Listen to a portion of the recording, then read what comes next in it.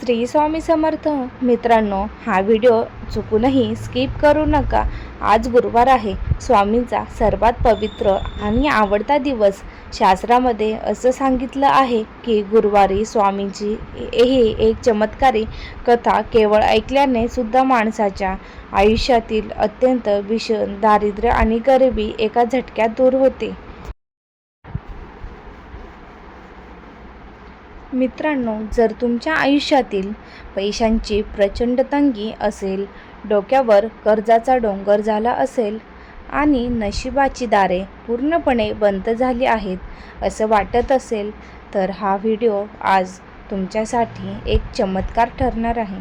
तुम्ही अनेक व्हिडिओ पाहिले असतील, पण आज मी तुम्हाला अक्कलकोटचे राजे श्री स्वामी समर्थ यांची अशी एक सत्य आणि थक्क करणारी कथा सांगणार आहे, जी ऐकल्यानंतर तुमच्या घरातील गरिबी आणि दारिद्र्य कायमचे नष्ट होईल. मित्रांनो, व्हिडिओ चुकूनही स्किप करू नका आणि शेवटपर्यंत नक्की बघा, कारण अर्धवट ज्ञान कधीच संकट दूर करत नाही.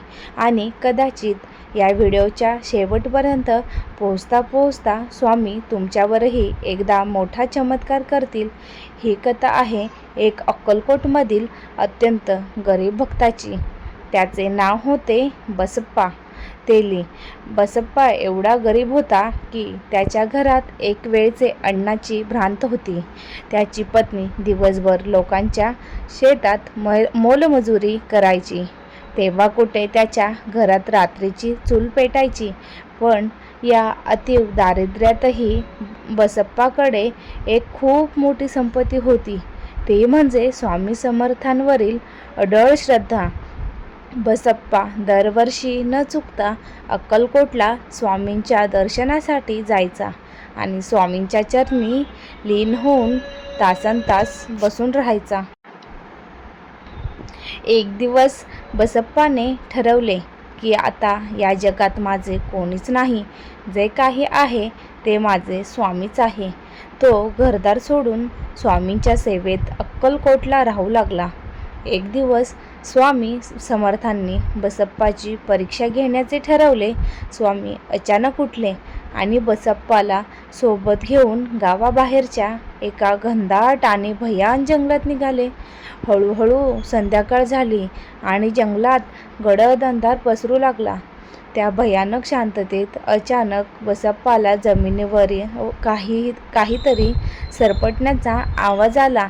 त्याने खाली जंगलात हजारो विषारी आणि काळेभोर साप इकडून तिकडे सरपटत होते. बसप्पा भीतीने थरथर कापू लागला. त्याचे पाय जमिनीला खिळले. त्याला वाटले की आज आपले मरण निश्चित आहे. पण तेवढ्यात भक्ताचे रक्षण करणाऱ्या स्वामींनी अत्यंत शांतपणे बसप्पाकडे पाहिले. स्वामींच्या चेहऱ्यावर एक दैवी हास्य होते. स्वामी बसप्पाला म्हणाले, "अरे बसप्पा, घाबरतो काय? समोर बघ, तिथे सापांची खूप पिल्ले आहेत. तुला हवीत तितके पिल्ले घे, आपल्या धोतरात किंवा कापडात बांधून घे आणि घरी घेऊन जा. अजिबात भिवू नकोस, मी तुझ्या पाठीशी आहे." स्वामींचे हे शब्द ऐकून बसप्पा पूर्णपणे गोंधळला. सापाला घरी कसे न्यायचे? पण दुसऱ्या क्षणी त्याला आठवले की स्वामी जे सांगतात त्यामागे नक्की काहीतरी गूढ रहस्य असतं. स्वामींच्या अभय वचनावर पूर्ण विश्वास ठेवला.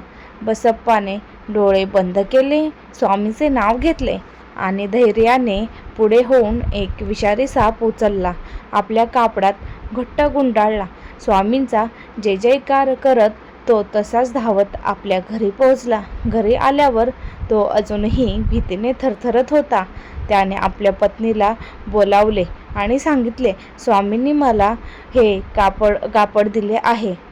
यात एक साप आहे, हे जपून उघड." त्याच्या पत्नीने देवाचे नाव घेऊन घाबरत जसे ते कापड उघडले, तसे दोघेही आश्चर्याने थक्क झाले.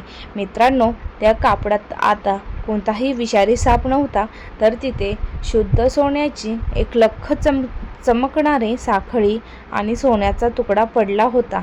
स्वामींनी त्या विषारी सापाचे रूपांतर सोन्यात केले होते. त्या एका चमत्काराने बसप्पाच्या घरातील पिढ्यानपिढ्यांचे दारिद्र्य गरिबी आणि कर्जाचा डोंगर एका सेकंदात नष्ट झाला. त्याचे जीवन सोन्यासारखे चकाकू लागले. मित्रांनो, स्वामींना आपल्या भक्ताची गरिबी दूर करायला एक क्षणही लागत नाही. गरज असते ती फक्त बसप्पाच्या अढळ विश्वासाची. जर तुमचाही स्वामींवर विश्वास असेल तर कमेंट बॉक्समध्ये पूर्ण श्रद्धेने लिहा, श्री स्वामी समर्थ. आणि हा व्हिडिओ आपल्या जवळच्या माणसांना नक्की शेअर करा, जेणेकरून स्वामींची कृपा त्यांच्यावरही होईल. अवधूत चिंतन. श्री गुरुदेव दत्त. श्री स्वामी समर्थ महाराज.